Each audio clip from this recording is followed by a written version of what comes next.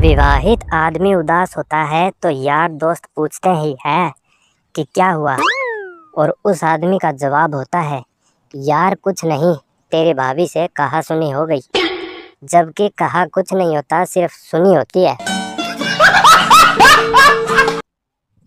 मैं टीवी देख रहा था, पत्नी भी पास बैठी कुछ खाते हुए मोबाइल चला रही थी।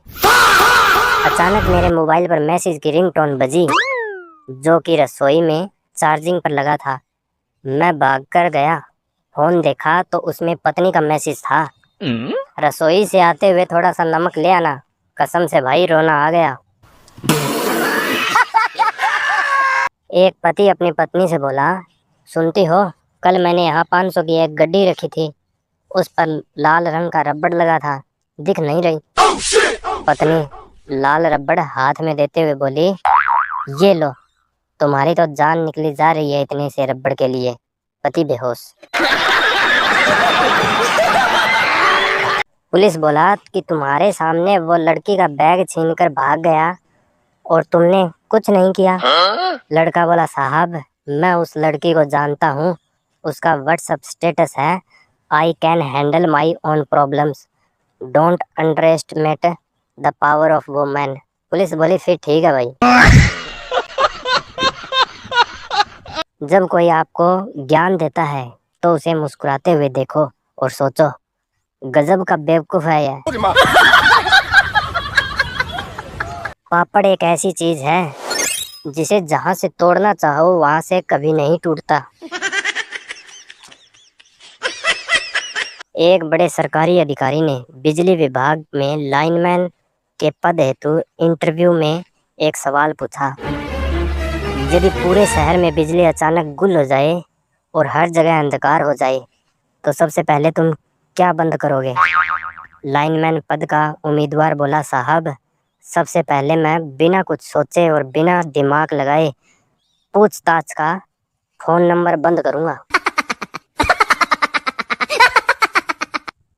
एक जनरल साहब बॉर्डर पर तैनात सैनिक टुकड़ी का मुआयना कर रहे थे कि बॉर्डर के पार से राइफल की एक गोली चली और सनसनाती हुई उसके सिर के ऊपर से गुजरी।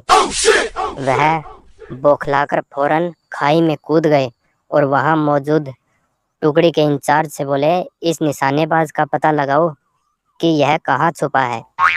इंचार्ज बहुत अदब से बोला, सर हमें मालूम है कि वह कहाँ छुपा है। जनरल साहब बोले, तो फिर तुम उसको शूट करके ख़त्म क्यों नहीं करते? इंचार्ज बोला, सर यह निशानेबाज पिछले 2 महीने से उसके सामने वाले टीले के पीछे हम पर गोलियां चला रहा है। निशाना ठीक नहीं पड़ा है, अगर हमने इसे मार दिया तो इसकी जगह जो नया निशानेबाज तैनात किया जाएगा, हो सकता है उसका निशाना एकदम सच्चा हो। शेर अगर किसी जानवर से डरता है तो वह केवल अपनी शेरनी से। यदि आप अपनी पत्नी से डरते हैं तो इसका मतलब ये है कि आप शेर हैं। Always think positive. ज़्यादातर महिलाएं 3 बार शॉपिंग करती है। पहली बार पसंद करने जाती है, दूसरी बार खरीदने जाती है और तीसरी बार बदलने जाती है। ये SBI बैंक के कुछ कर्मचारी लंच तो ऐसे करते हैं जैसे इनकी घरवाली ने 56 भोग बनाकर भेजा है। पति दंगल पिक्चर का गाना कहीं से सुन आया और वह गाना गुनगुनाने लगा, ऐसी धाकड़ है, ऐसी धाकड़ है। वह घर में गाना गा रहा था, तभी उसके मुंह में गुटखा होने के कारण आवाज ऐसी निकल रही थी, ऐसी ढक्कन है, ऐसी ढक्कन है। बीवी ने सुन लिया। उसके बाद पति का अब अस्पताल में इलाज चल रहा है।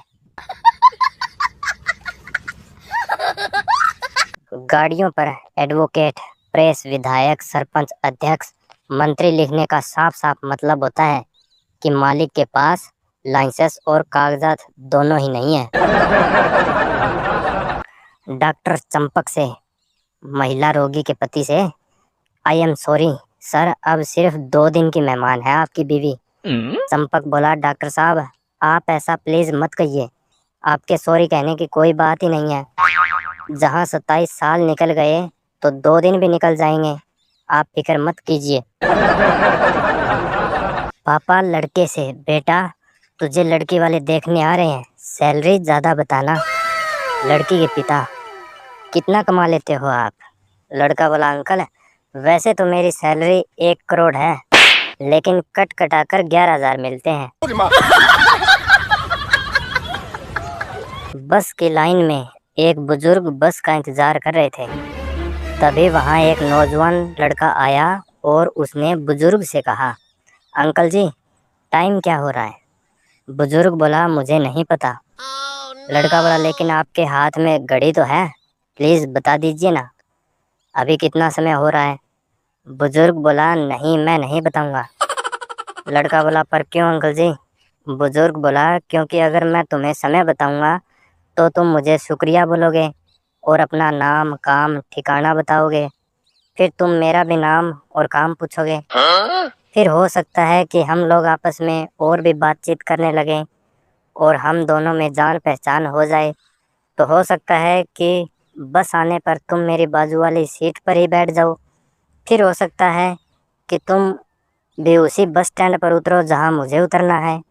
वहाँ मेरी बड़ी बेटी मुझे लेने बस स्टॉप पर आएगी। उस समय तुम भी मेरे साथ होंगे और तुम उसे देखोगे और वह तुम्हें देखेगी। फिर हो सकता है कि तुम दोनों एक दूसरे को अपना नंबर दे बैठो, मिलने लगो और फिर शादी करने की जिद करने लगो। और मैं इतना भिखारी दामाद कभी नहीं चाहता जिसके पास खुद की घड़ी भी ना हो।